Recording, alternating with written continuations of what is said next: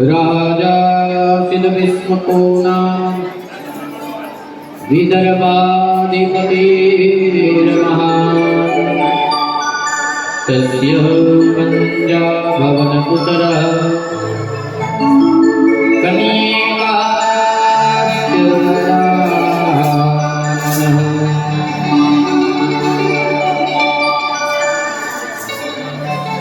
भगवान विदर्भ नगरी जेने आज लोग अमरावती करे विश्वक नामे राजा राज्य करे 5 पुत्र 1 कन्या राजा मोटा पुत्र नाम रुक्मी और कन्या नाम रुक्मिणी रुक्मिणी साक्षात लक्ष्मी जी प्रकट थया रुक्मिणी ની માતાનું નામ શુદ્ધમતી હતું જ્યાં શુદ્ધ બુદ્ધિ હોય ત્યાં માં લક્ષ્મી આવે લક્ષ્મીના 3 પ્રકાર लक्ष्मी केने कहेवाय नीति अने अनीति जे जग प्राप्त कर्युं होय ते लक्ष्मी आ उदाहरण थोड़ुं भोग विलास में वपराय अने थोड़ुं सत मार्गे जाय बीजी आव्यो बीजो प्रकार लक्ष्मीजीनो महालक्ष्मी जे धनमती मेळवेलुं धन छे नीति ए बधुं नीतिनुं धन छे ए महालक्ष्मी मेहनत करता वधारे नफो ले एक प्रकार की चोरी और पाप मानवीना जीवन में धन नहीं पर धर्म मुख्य आ उदाहरण सारा कार्य में जोड़ाय अने धन जीवन में शांति पण आपनारू छे हवे अलक्ष्मी केने कहेवाय पापनो पैसो ए अलक्ष्मीनुं स्वरूप अने ए केवल विलास पाछळ ज वपराय रुक्मिणी ना पिता विष्णु की इच्छा है कि हूँ मारी कन्या कृष्ण ने अर्पण करूं पण तेनो मोटो दीकरो रुक्मी नो आग्रह कि मारी बेन ना लग्न हूँ गोपाल साथे नहीं पण शिशुपाल साथे शिशुपाल એટલે નાના બાળકોનું જે પાલન કરવામાં જેનો સમય વ્યતીત જાય એનું નામ शिशुपाल ભાગવતી કથા બધા ઉદાહરણ વાક્યમાં જે કાઈ પણ આ નામ છે એની અંદર જો સમજવામાં આવે તો આપણને ભાવ ખબર પડે शिशुपाल જે નાના બાળકોને રમાડવામાં જ રસ છે બીજું કોઈ કાર્ય કરવામાં સફળ નથી એવા શિશુપાલ એટલે અતિ કામી જીવ રૂકમણીને જ્યારે ખબર પડી કે મારો ભાઈ જબરદસ્તીથી મારા લગ્ન શિશુપાલ સાથે કરવામાં આવ્યા છે ત્યારે એને દુઃખ થાય છે રૂકમીએ શિશુપાલને જાન લઈ આવવાનું નિમંત્રણ આપી દીધું છે આનંદથી પાગલ જેવું થઈ ગયો शिशुपाल ने कामी व्यक्ति के उपमा आपवामां आव्युं छे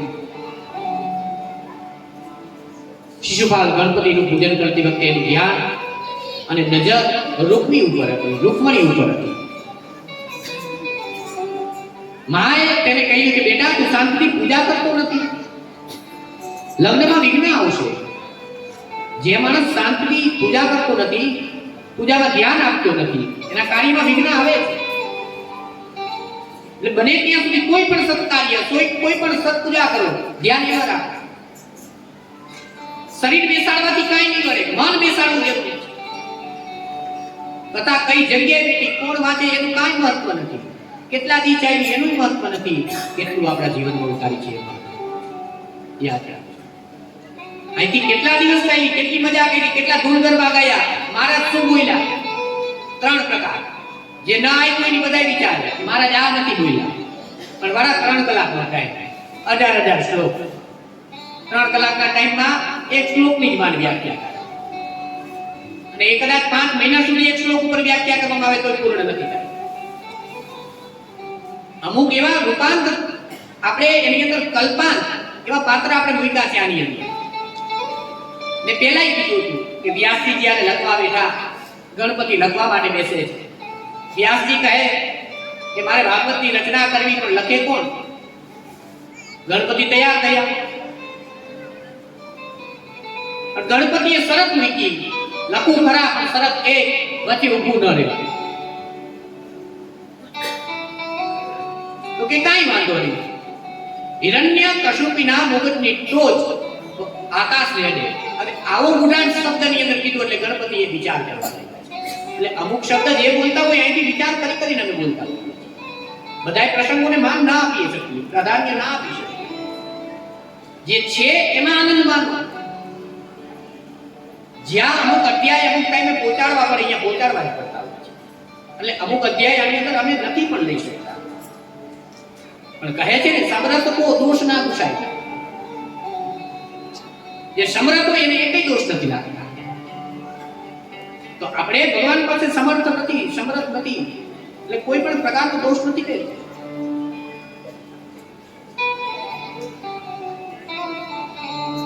ધ્યાન પૂજામાં શિશુપાલ આપતો નથી. માં કહે છે કે બેટા તું ધ્યાન આપ નકર વિઘ્ન આવશે. શિશુપાલ મૂર્ખ છે. મહાલક્ષ્મી મળે તે તો નિષ્કામ કૃષ્ણના ચરણમાં જાય છે. શિશુપાલ જાન લઈને જાય છે, રસ્તામાં અપસુતન જાય છે. રૂકમણીને શિશુપાલ સાથે લગ્ન કરવાનું તો બરાબર લાગતું નથી. એમને તો પરમાત્મા સાથે પરણવું છે. અંતપુરમાં એક સુદેવ નામનો બ્રાહ્મણ આવતો જતો. એને રૂકમણી કહે છે કે મહારાજ મારું એક કામ કરશો. મારી ઈચ્છા છે કે મારે કૃષ્ણ પરમાત્મા સાથે લગ્ન કરવા છે. મેં 7 શ્લોકનો એક પત્ર મેં લખ્યો છે. એ તમારે દ્વારિકા જઈ અને કૃષ્ણને આપવાનો છે. આજે પણ હાલની તકમાં દ્વારિકાધીશના મંદિરમાં દરરોજને માટે આ 7 શ્લોક સંભળાવાય છે. મારા માટે તમે થોડી ભલામણ પણ કરજો કે કામ જલ્દીથી થઈ જાય. સાધુ સંત ભગવાનને મનાવવા તો ભગવાન મનાવે તો ભગવાન જલ્દી આવે છે. ભગવાન છેલ્લા દિવસે લગ્નની કથા આવે છે. સુખદેવજી મહારાજ સાધુ સમયાવજો આચાર્ય રૂકમણીએ કૃષ્ણના પત્રમાં કામી પુરુષની નિંદા કરી છે. રૂકમણી કહે છે કે કેવલ પરણું તો કેવલ કૃષ્ણ સાથે. સુદેવ રૂકમણીનો પત્ર લઈ દ્વારિકા આવે છે. સુદેવને આવતો જોઈ દ્વારિકાના ઉભા થયા છે. ભોજન પૂર્ણ થઈ ગયા પછી કુશળ સમાચાર પૂછે છે. સુદેવ બ્રાહ્મણ કહે છે કે મને રૂકમણીએ એક પત્ર આપ્યો છે. રૂકમણી અતિ સુંદર છે, અતિ લાયક છે. એના સૌંદર્ય કરતા સદગુણો વધારે સારા. નાનપણથી એ દીકરીને હું જોઉં છું. આપ એનો સ્વીકાર કરો. શ્રી કૃષ્ણ રૂક્ષ્મણીનો પત્ર વાંચે છે. અક્ષર ઉપર મનુષ્યની બુદ્ધિની ખબર પડી જાય છે. રૂક્ષ્મણીજીના અક્ષર મોતીના દાણા જેવા છે. થોડા શબ્દો ઘણો ભાવાર્થ કરે છે. પત્રમાંથી વિસ્તાર કામનો નથી. પત્રમાં થોડું ઘણું લખો, થોડું લખો તોય ઘણું આવી જાય છે. 7 શ્લોક લખ્યા છે.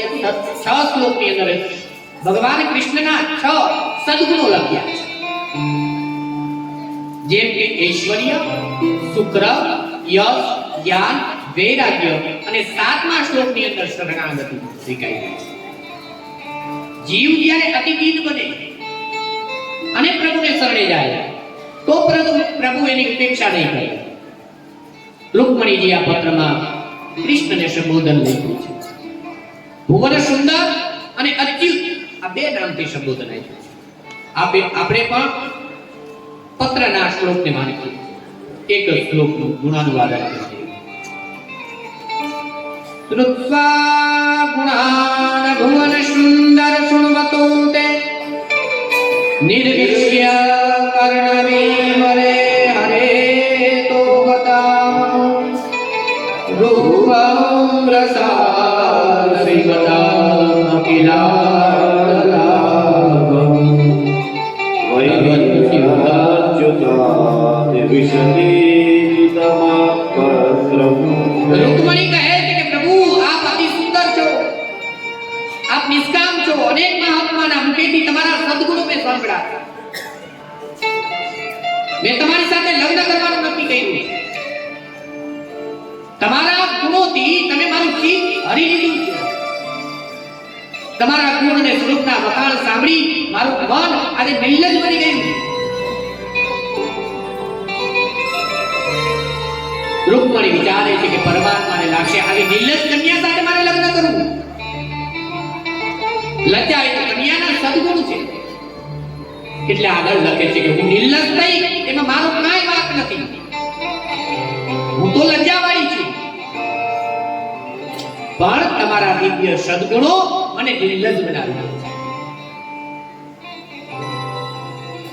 રૂકમણીને વિચાર આવે છે, કૃષ્ણ પણ સાંભળ્યું હશે કે મારા લગ્ન શિશુપાલ સાથે નક્કી થયા છે. હવે કન્યાને ઉઠાવી લાવી તેની સાથે લગ્ન કરે તો મને વર દક્ષિણા કાંઈ મળશે નહીં. જો બ્રાહ્મણ આવો વિચાર કરે તો, જે સુદેવ નામનો બ્રાહ્મણ હતો, જે પત્ર લઈને ગયો, પત્રની અંદર તો રૂક્ષ્મણીનું અપહરણની વાત હતી, પણ એ શબ્દ નથી અહીંયા વાપરવાનો, ભગવાનને લઈ જવાના છે. અને બ્રાહ્મણ આપવા જાય જો આવું કાર્ય હોય, બ્રાહ્મણ કોઈ દિવસ એવું કાર્ય ન કરે. અને બ્રાહ્મણને જો થોડો કઈ મનની અંદર લોભ હોય તો એ વિચારે કે ભગવાન સીતા લેવી છે, મને શું દક્ષિણા મળે? ત્યારે રૂક્ષ્મણી કહે છે કે મેં અનેક વ્રત કર્યા છે, ગરીબોને અન્નદાન વસ્ત્રદાન કર્યા છે, તો હે પરમાત્મા, આજે પુણ્ય રૂપિયા સંપત્તિ હું તમને અર્પણ કરું છું. હું એકલી તમારી ત્યાં નહીં આવું, હું મારા અવલૌકિક આ જે કાંઈ પણ વ્રત છે એનું જે પુણ્ય છે એની સાથે લઈ અને હું આવું.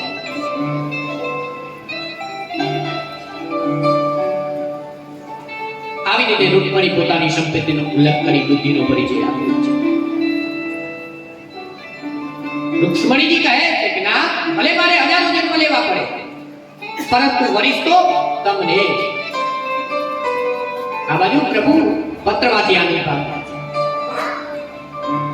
પ્રભુ કેવા સીધા છે, સરળ છે, સ્પષ્ટ કહી દે છે, હું કન્યાને જાણું છું, વખાણ સાંભળ્યા છે, મારી પણ ઈચ્છા છે કે કન્યા સાથે મારે લગ્ન કરવું. આ કન્યાનું લગ્ન શિશુપાલ સાથે થવાના છે, ત્યારથી મારી ભૂખ અને ઊંઘ ભગવાન કહે છે લીધી ગઈ છે. અહીંયા ભગવાન કૃષ્ણ ગણપતિનું ધ્યાન કરે. ગણપતિ મહારાજનું આહવાન કર્યું કે દાદા સારું કામ કરવા જાય છે, એટલે ગણપતિને તો બેસાડવા પડે, એટલે ગણપતિ દાદાનું આહવાન કરે છે. પરમાત્મા જગતને આદર્શ બતાવે છે કે હું પણ ઈશ્વર છું, છતાં પણ બધાને માન આપું છું. તો ધર્મની મર્યાદા તમે કોણ તોડવા વાળા? મનુષ્ય મર્યાદા તોડે છે એટલે દુઃખી થાય. વધારે સુખ પરમાત્મા આપણને આપે તો મર્યાદા ન તોડવી જોઈએ, ધર્મના પ્રધાન કાર્યની અંદર રહેવું જોઈએ. આ બાજુ કૃષ્ણ એક જ રાતમાં વિદર્ભ નગરીની અંદર આવી પહોંચ્યા. વિદર્ભના લોકો દ્વારિકાનાથ શ્રી કૃષ્ણના દર્શન કહે છે, બધા કહે છે. રૂક્ષ્મણી માટે આ લાયક વસ્તુ આ છે, આ બંને લક્ષ્મીનારાયણની જોડી જેવા લાગે છે. રૂક્ષ્મણી સુદેવ બ્રાહ્મણની પ્રતીક્ષા કરે છે. એમને થાય છે કે આજે સુદેવ કેમ પધારતા નથી. ત્યાં સુદેવ બ્રાહ્મણ રૂક્ષ્મણી પાસે આવે છે. પ્રાચીન કાળની અંદર હતું, પેલા બ્રાહ્મણો દીકરી દીકરાની સગાઈ કરાવતા. ફરી સત્ય દ્વાપર હતો, હવે કલયુગ છે, હવે બ્રાહ્મણ જાય તો શું આવે? બ્રાહ્મણ ખૂબ પ્રસન્ન દેખાય છે. રૂક્ષ્મણીજી સમજી ગયા છે, હવે નક્કી આપણું કામ થઈ ગયું લાગે છે. બ્રાહ્મણ રૂક્ષ્મણીને આશીર્વાદ આપી ઘેર ગયા. રૂક્ષ્મણીજી મનથી વારંવાર બ્રાહ્મણને પ્રણામ કરે છે, કહે છે હું જન્મો જન્મ તમારો રૂડી લઈશ. આ બાજુ રૂક્ષ્મણીને શ્રી કૃષ્ણ પતિ મળે ત્યારે જ આનંદ થાય. બ્રાહ્મણ રૂક્ષ્મણીજીને કહે છે કે તમે પાર્વતીની પૂજા કરવા જાઓ ત્યારે દ્વારિકાનાથ હું સાથે લઈને આવ્યો છું, તમે પાર્વતીની પૂજા કરવા જાઓ ત્યાંથી ભગવાન તમને લઈ જશે.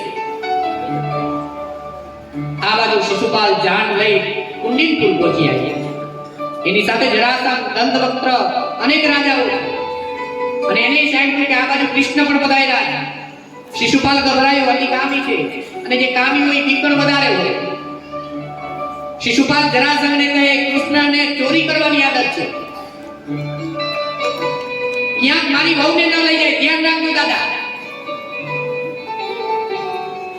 જરાસંઘ તેને હિંમત આપી કહે છે તું ગભરા અમે ફક્ત જાનના લાડવા ખાવા નથી આવ્યા, અમે તમારા માટે પણ લડીશું. રૂકમી ત્યાં આવીને કહે, તમે ચિંતા નહીં કરો, મેં એવો બંદોબસ્ત કર્યો છે કે મારી બેન પાસે કોઈ ચકલું પણ જઈ શકશે. એ પાર્વતીના મંદિરે જશે ત્યારે મારા પહેલવાનો ઉગાડી તલવારે એનો પહેરો પડશે.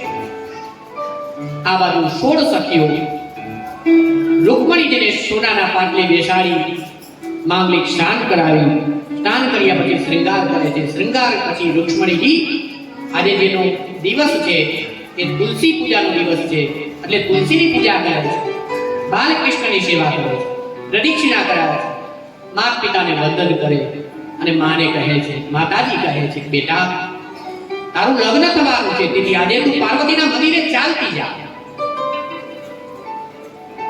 પિતા આશીર્વાદ આપે છે, આ કન્યા જેને ઘેર જશે એ બહુ સુખી થશે, તેવો આ કન્યાનો યોગ છે. માતા પિતાને વંદન કરી રૂકમણી દ્વાર સુધી પધારે છે. કંઈક યાદ આવતા પાછા ફરે છે.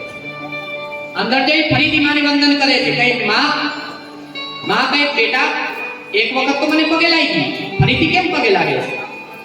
રૂક્ષ્મણીજી વિચારે છે કે પાર્વતીની પૂજા કર્યા પછી હું સીધી દ્વારિકા જવાની, ઘેર આવવાની નથી. હવે માની ઘેર ફરી ક્યારે આવવાનું થશે કોણ જાણી શકે? તેથી માને વારંવાર વંદન કરે છે. 16 સખીઓ સાથે ધીરે ધીરે રૂક્ષ્મણીજી આગળ કરે છે.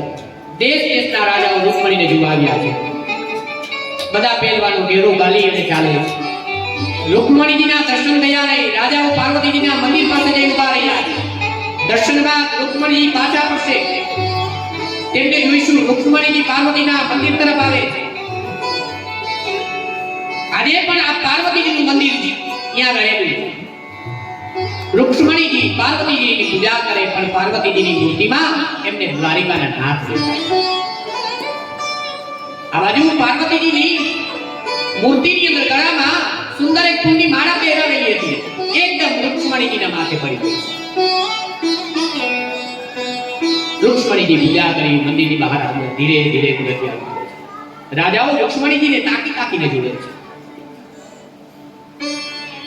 રૂક્ષ્મણીજીને આ ઠીક નથી લાગતું. માતાજીને વંદન કરે છે. માતાજી ક્રોધિત થાય છે. રૂક્ષ્મણીજીને ક્રોધ આવે છે, આંખમાંથી એકદમ તેજ પ્રગટ થાય છે. જે રાજાઓને સહન થયું નહીં, મૂર્છા આવી ગઈ.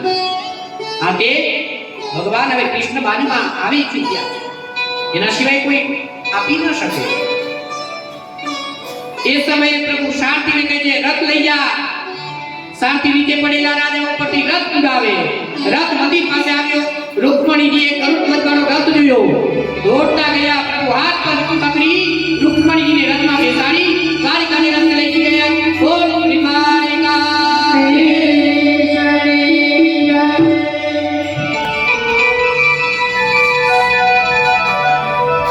આપણે હવે રૂક્ષ્મણીજી અને દ્વારિકાનાથના લગ્ન કરાવ્યા.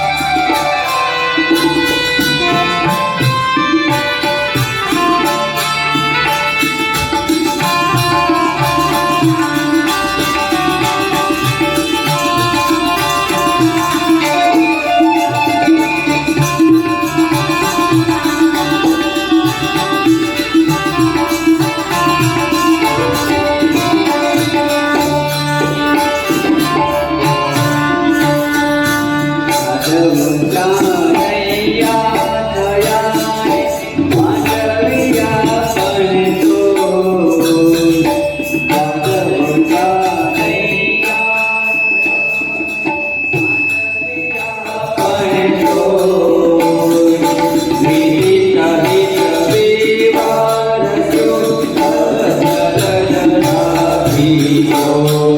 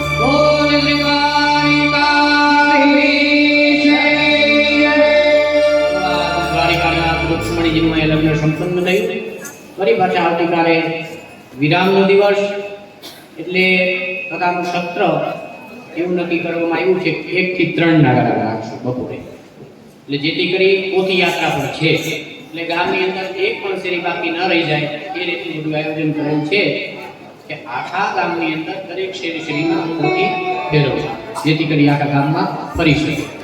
એટલે ભાગવતજીની કૃપાથી કાલે વિરામનો દિવસ છે, એટલે બપોરે ઘરનું કામકાજ છે વહેલું પૂરું કરી લેજો.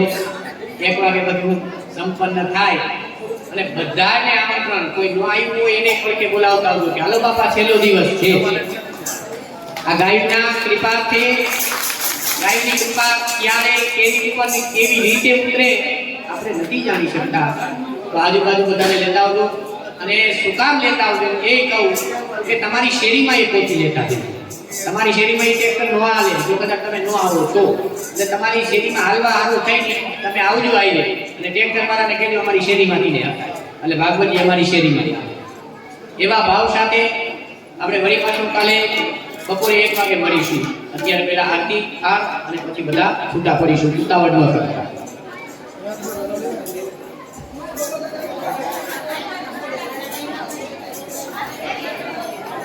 હા,